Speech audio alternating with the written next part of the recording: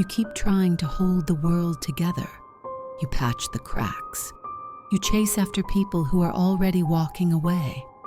You tell yourself you're fighting for love, protecting what matters. But really, you're just terrified of losing control. You don't want truth. You want comfort. You want the illusion that things are still fixable, that if you just try hard enough, pray hard enough, wait long enough, everything broken will magically come back to life. But listen closely. Things fall apart because they must. That's not tragedy. That's gravity. And the more you resist it, the more it rips you apart instead.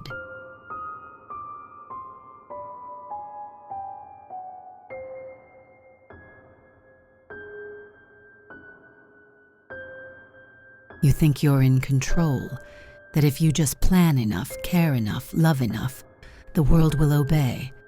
But control is a polite word for fear. You build cages and call them boundaries. You smother people and call it care. You force outcomes and call it destiny. You want the universe to follow your timing, your rules, your version of right. But the universe laughs, because it's never been yours to command. The truth, you control nothing. Not how people feel, not when they leave, not what stays or shatters, and yet, that's not hopelessness, that's freedom. Because when you finally stop trying to manage everything, you start seeing everything. You see who actually wants to stay. You see what actually grows without your forcing hands. You see peace in chaos and order in ruin.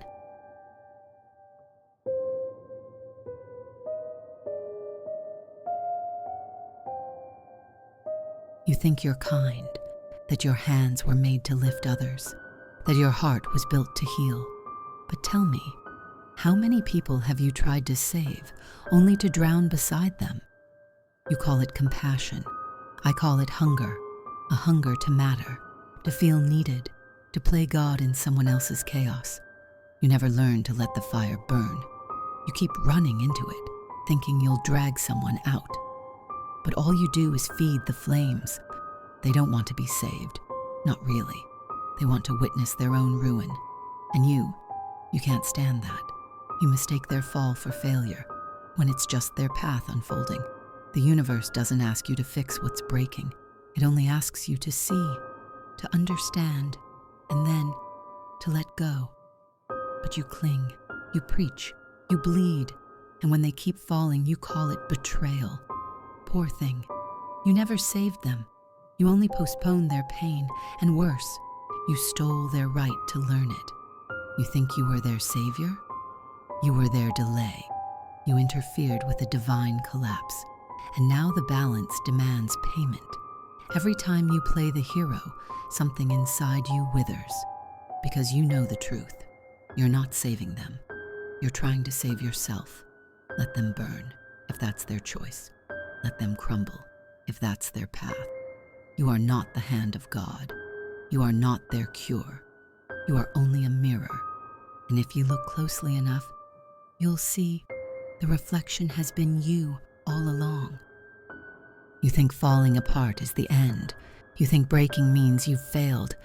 How small, how human of you. Collapse isn't destruction, it's revelation.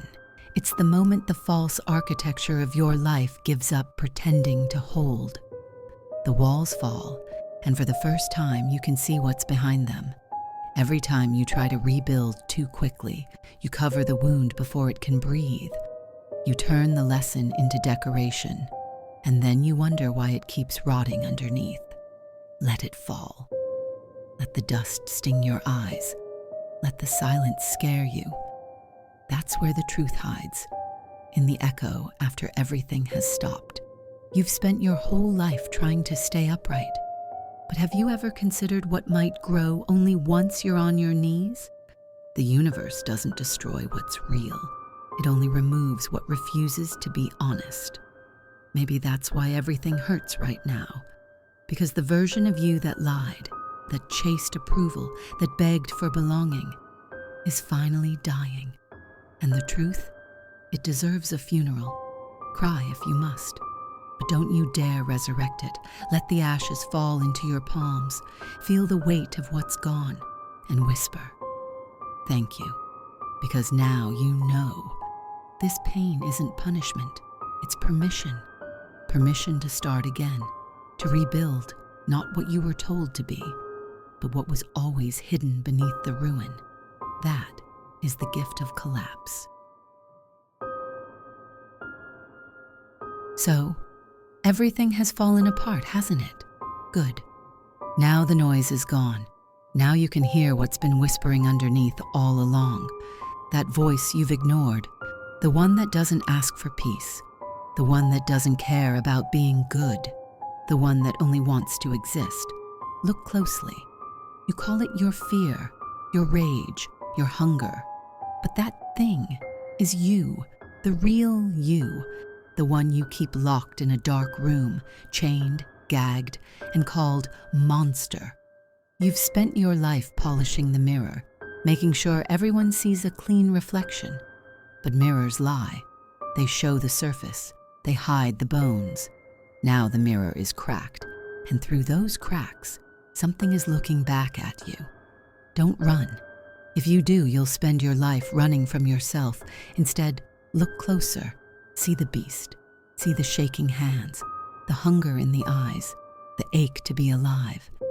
That's not evil. That's the part that still remembers how to breathe fire. You don't need to destroy it. You need to let it walk beside you. It is not your enemy. It is your strength, buried under layers of shame.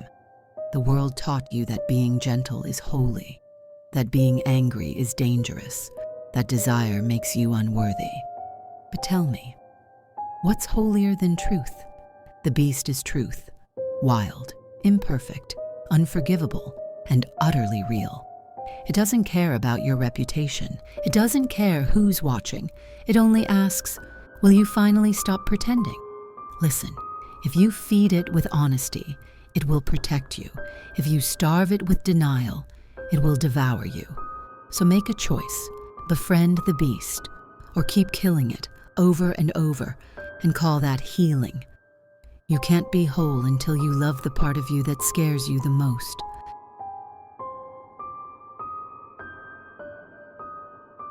You've met the beast. You've seen the ashes. Now tell me, are you still afraid of burning?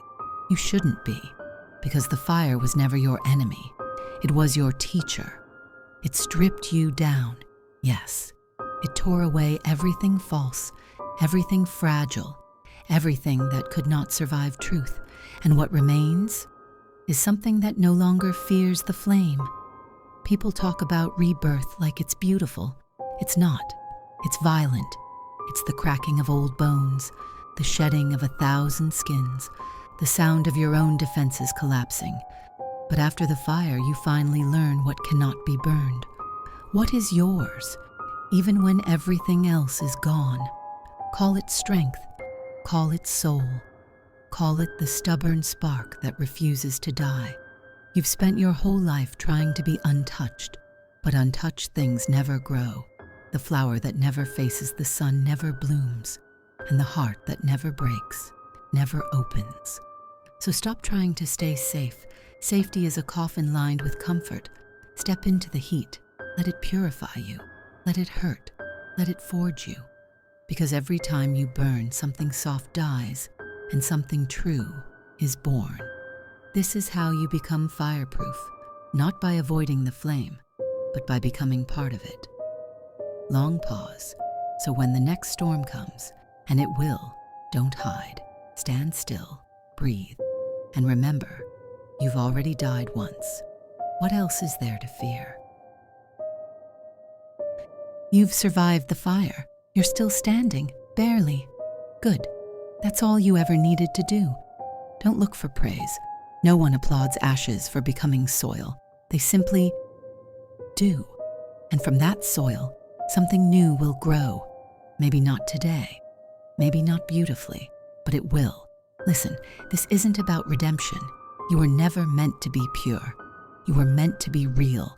And real things are rough, scarred, unpolished, they bleed and still move forward. So when the world grows quiet again, don't rush to rebuild what's gone. Let the silence breathe. Let the ruins rest. If something is meant to rise, it will, without your panic, without your begging, without your need to make it beautiful again. You've learned enough from the flames. Now, learn to stay still in the smoke, because that's where truth lingers, between what burned and what's about to be born. And if you ever forget, if you ever find yourself crawling back, looking for answers, seeking another message, you know where to find me. I'll still be here, waiting in the dark, watching, amused, as always.